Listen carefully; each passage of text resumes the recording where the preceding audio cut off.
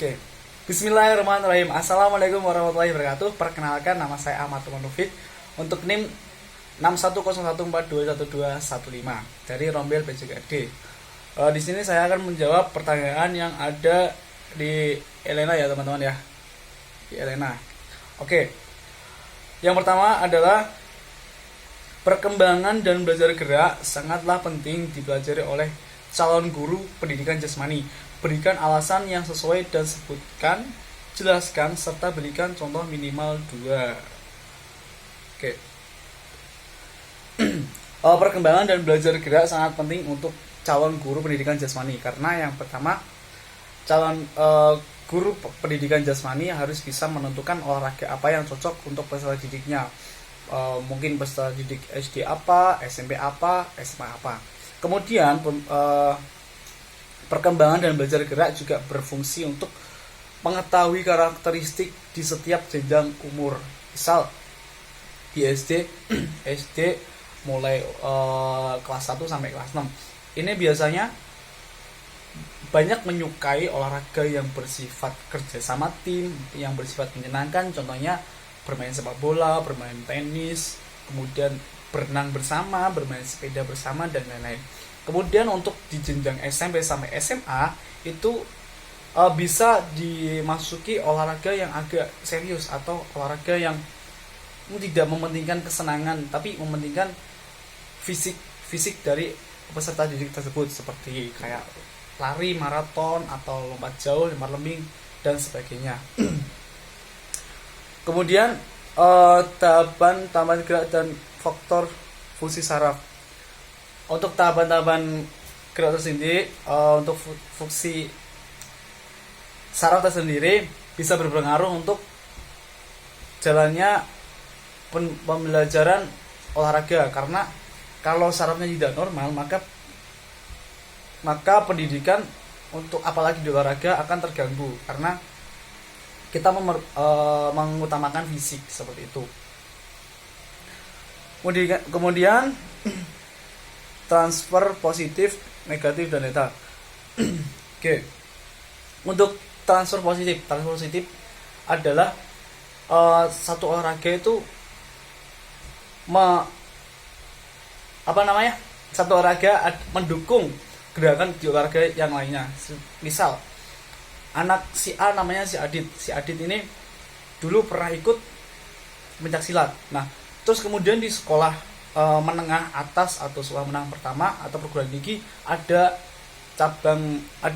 mata kuliah atau olahraga yang mempelajari tentang senam. Nah, jadi pergerakan senamnya itu bisa dibantu, jadi bisa mempelajari senam dengan lebih mudah karena pernah melakukan. Kemudian transfer negatif.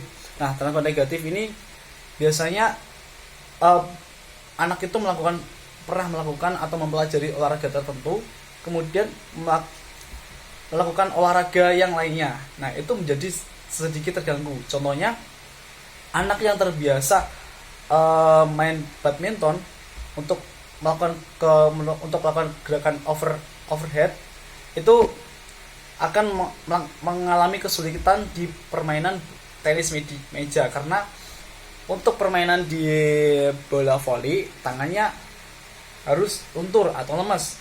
Sedangkan untuk permainan di tenis meja tangannya harus kuat seperti itu. Jadi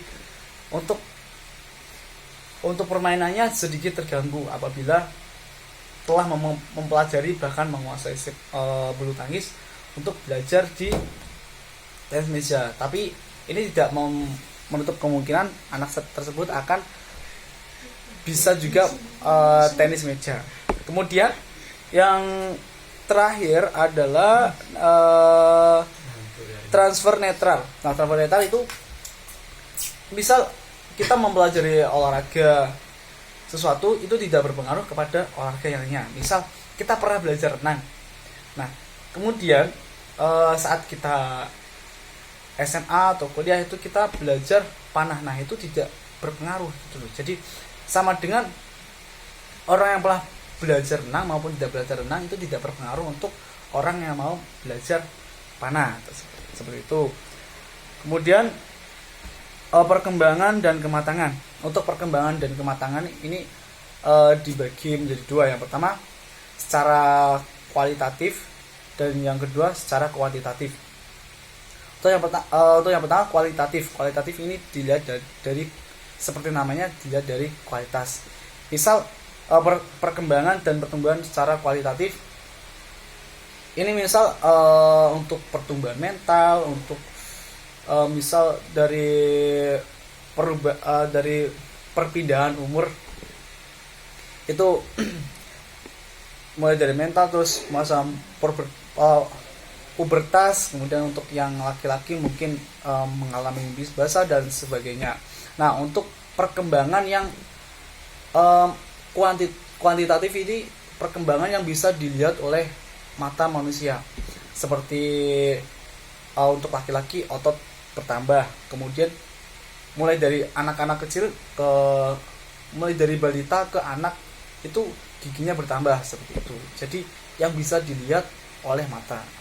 Kemudian juga untuk perempuan, tubuh anak usia SD sama tubuh anak usia SMP ke atas itu mengalami perubahan secara fisik, dilihat dari mata kepala manusia bisa kelihatan.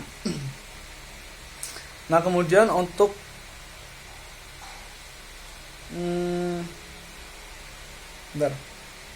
pendidikan jasmani.